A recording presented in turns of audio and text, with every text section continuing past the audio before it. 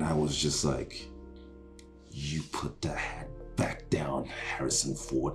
You hang it up right now. Yo, Andrew here. And in today's video, we're going to be talking about Indiana Jones and the Dial of Destiny.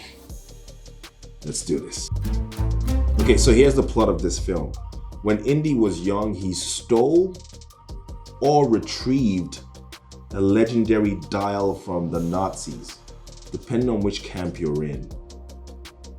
I'm gonna go with retrieved. The retrieved dial can change the course of history and also lead you through time. So young Indiana Jones retrieved this dial and somehow lost it during the escape from the Nazis, and for some reason his granddaughter is also into this dial and now wants to go and find it, you know, because if that's what the Joneses do. Keeping up with the Joneses. But anyway, that's not the entire point of this. She was just being a dick for like the first 30 minutes of this film, looking for this dial with her grandpa. So that's pretty much the film. Yeah, that's it. Okay, so I'm gonna start with the things I didn't like about this film. A con, if you will. This film does not need to be made. It does not need to be made at all. I looked at it back and front and I was like, nope, didn't need to be made.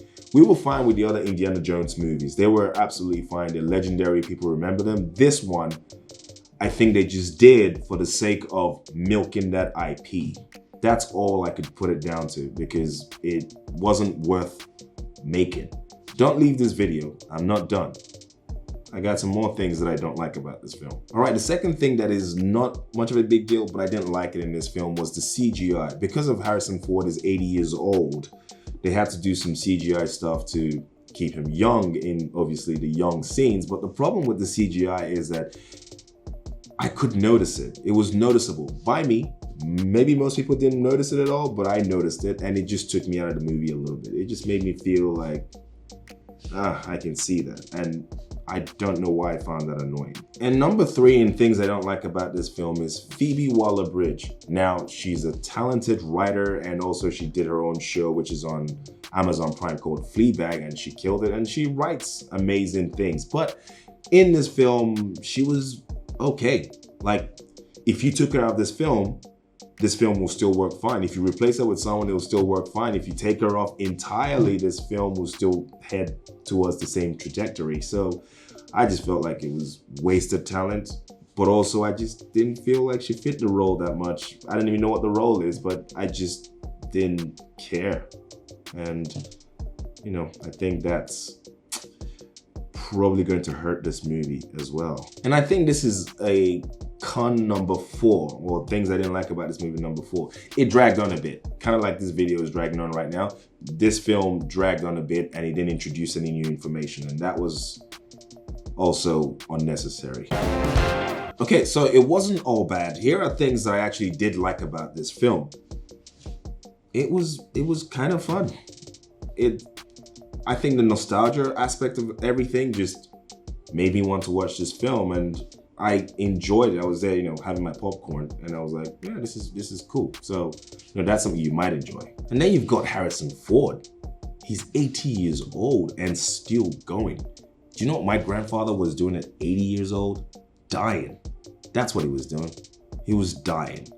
You know, Harrison Ford has the audacity to stay alive and do a movie, and that guy just, you know, died. I'm kidding, Grandpa.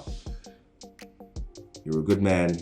Maybe you shouldn't have smoked a little too much. You know, maybe you could have done your own movie or whatever. So I feel like this movie ran at a steady course. Like, it was okay. Enjoyable to the extent that you can just eat your popcorn and just chill out. And then towards the last 20 minutes, that's where the real movie kicks in. I was like, ooh, damn, this movie's redeeming itself. I'm enjoying this aspect of it right now because, you know, it had substance. And then the movie just ended. And, you know, so just 20 minutes of it is really what I enjoyed. Okay, so depending on how you look at this, at the end of the film, you see Indiana Jones's hat hanging outside, which is a metaphor for, you know, he's hanging up his hat. So maybe we're putting this franchise to rest. And then just as the, you know, camera's about to fade away, you see his hand grab it. And I was just like, you put the hat back down, Harrison Ford. You hang it up right now. But then I thought about it and I went, he is 80 and maybe he's trying to buy more mansions. And also he's out there doing things at his age. I mean, he's achieved far more than I probably ever will in my entire existence. Okay, so now should you watch this film? No, I can't sit here and recommend that you watch this film in cinemas. I mean, you can watch it in streaming when it comes out. People complained about the last Indiana Jones movie, which is the one that had aliens and Shia LaBeouf. And everyone was just kind of like, oh, that movie was a little bit far-fetched. And in hindsight, that movie was brilliant. It was actually a lot more fun than this film. It's a far superior film than this one. So go watch that one if you haven't seen that, because that would be, you're gonna have way more fun watching that one. And the story, sure, maybe far-fetched, but it's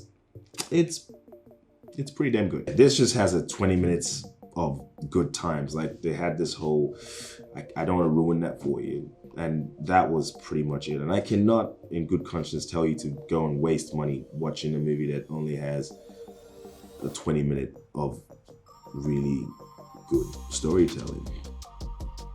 Anyway, that's my 2 cents, and I hope to see you in the next video. Subscribe if you want to, or not. It's totally fine. However, I will definitely see you in the next video.